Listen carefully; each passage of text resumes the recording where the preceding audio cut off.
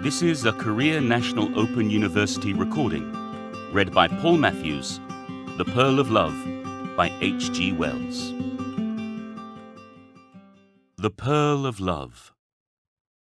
The pearl is lovelier than the most brilliant of crystalline stones, the moralist declares, because it is made through the suffering of a living creature. About that I can say nothing, because I feel none of the fascination of pearls. Their cloudy lustre moves me not at all. Nor can I decide for myself upon that age-long dispute whether the pearl of love is the cruelest of stories or only a gracious fable of the immortality of beauty. Both the story and the controversy will be familiar to students of medieval Persian prose. The story is a short one, though the commentary upon it is a respectable part of the literature of that period. They have treated it as a poetic invention, and they have treated it as an allegory, meaning this, that, or the other thing. Theologians have had their copious way with it, dealing with it particularly as concerning the restoration of the body after death, and it has been greatly used as a parable by those who write about aesthetics, and many have held it to be the statement of a fact, simply and baldly true. The story is laid in North India, which is the most fruitful soil for sublime love stories of all the lands in the world. It was in a country of sunshine and lakes and rich forests and hills and fertile valleys, and far away the great mountains hung in the sky, peaks, crests, and ridges of inaccessible and eternal snow. There was a young prince, lord of all the land, and he found a maiden of indescribable beauty and delightfulness, and he made her his queen, and laid his heart at her feet.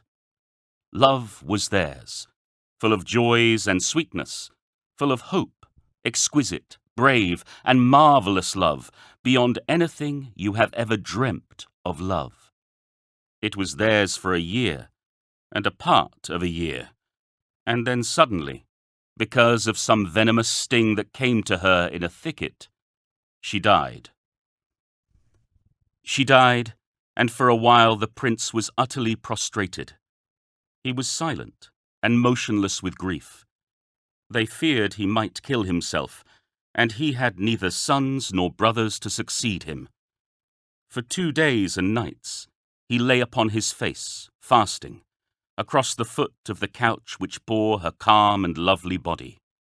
Then he arose and ate, and went about very quietly, like one who has taken a great resolution.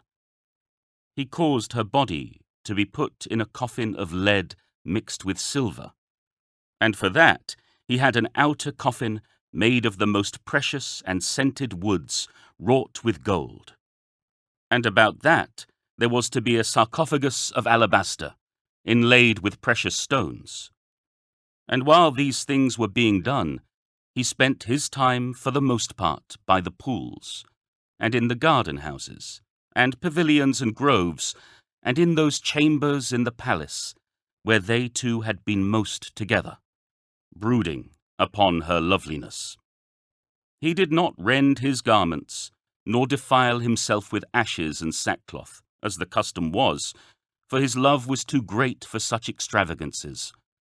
At last he came forth again among his counsellors and before the people, and told them what he had a mind to do.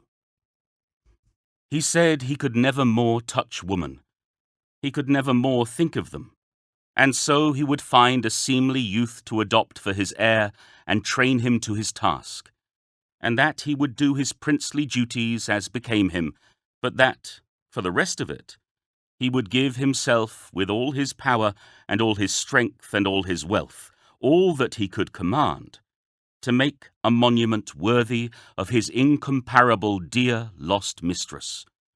A building, it should be of perfect grace and beauty. more marvelous than any other building had ever been or could ever be, so that to the end of time it should be a wonder, and men would treasure it, and speak of it, and desire to see it, and come from all the lands of the earth to visit and recall the name and the memory of his queen. And this building, he said, was to be called the Pearl of Love. And this his counsellors and people permitted him to do, and so he did. Year followed year, and all the years he devoted himself to building and adorning the Pearl of Love. A great foundation was hewn out of the living rock in a place whence one seemed to be looking at the snowy wilderness of the great mountain across the valley of the world. Villages and hills there were, a winding river, and very far away 3 great cities. Here they put the sarcophagus of alabaster beneath a pavilion of cunning workmanship, and about it there were set pillars of strange and lovely stone, and wrought and fretted walls, and a great casket of masonry bearing a dome, and pinnacles and cupolas, as exquisite as a jewel.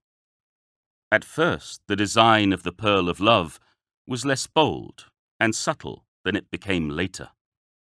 At first it was smaller and more wrought and encrusted. There were many pierced screens and delicate clusters of rosy-hued pillars, and the sarcophagus lay like a child that sleeps among flowers.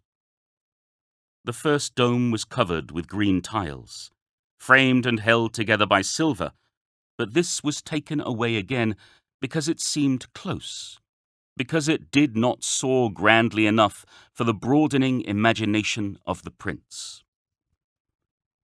For by this time he was no longer the graceful youth who had loved the girl queen. He was now a man, grave and intent, wholly set upon the building of the Pearl of Love. With every year of effort, he had learnt new possibilities in arch and wall and buttress. He had acquired greater power over the material he had to use, and he had learnt of 100 stones and hues and effects that he could never have thought of in the beginning. His sense of colour had grown finer and colder. He cared no more for the enamelled, gold-lined brightness that had pleased him first, the brightness of an illuminated missal.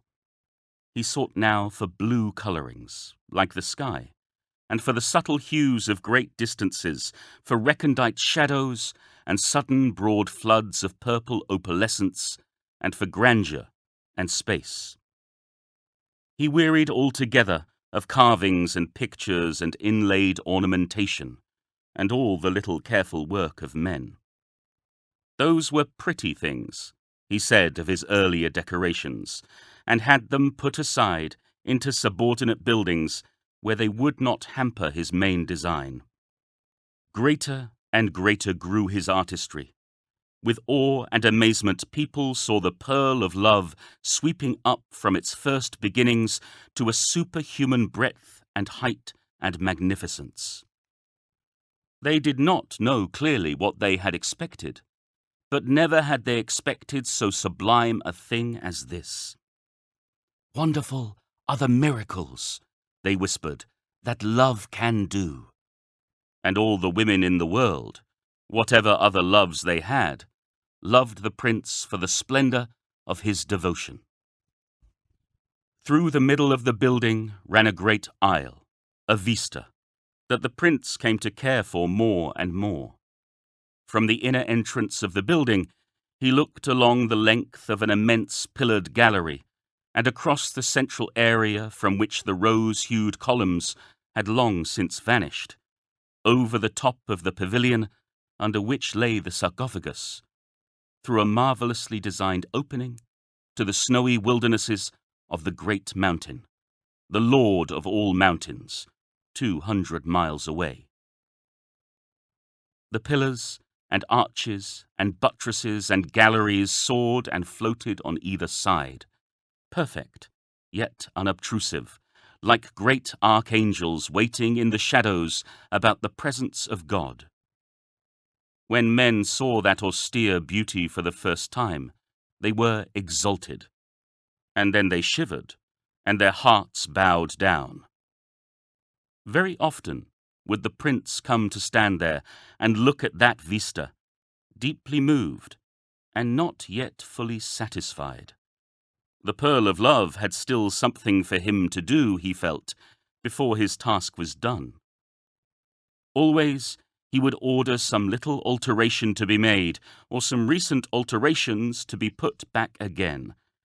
And one day he said that the sarcophagus would be clearer and simpler without the pavilion, and after regarding it very steadfastly for a long time, he had the pavilion dismantled and removed. The next day he came and said nothing, and the next day, and the next. Then for 2 days he stayed away altogether. Then he returned, bringing with him an architect and 2 master craftsmen and a small retinue.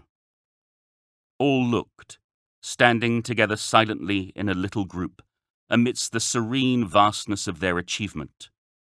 No trace of toil remained in its perfection. It was as if the god of nature's beauty had taken over their offspring to himself. Only one thing there was to mar the absolute harmony. There was a certain disproportion about the sarcophagus. It had never been enlarged, and indeed how could it have been enlarged since the early days? It challenged the eye. It nicked the streaming lines. In that sarcophagus was the casket of lead and silver, and in the casket of lead and silver was the queen, the dear immortal cause of all this beauty. But now that sarcophagus seemed no more than a little dark oblong that lay incongruously in the great vista of the pearl of love.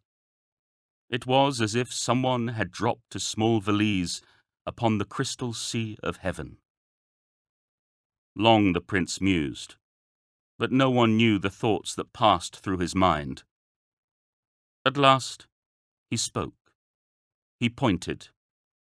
"Take that thing away," he said. 1925.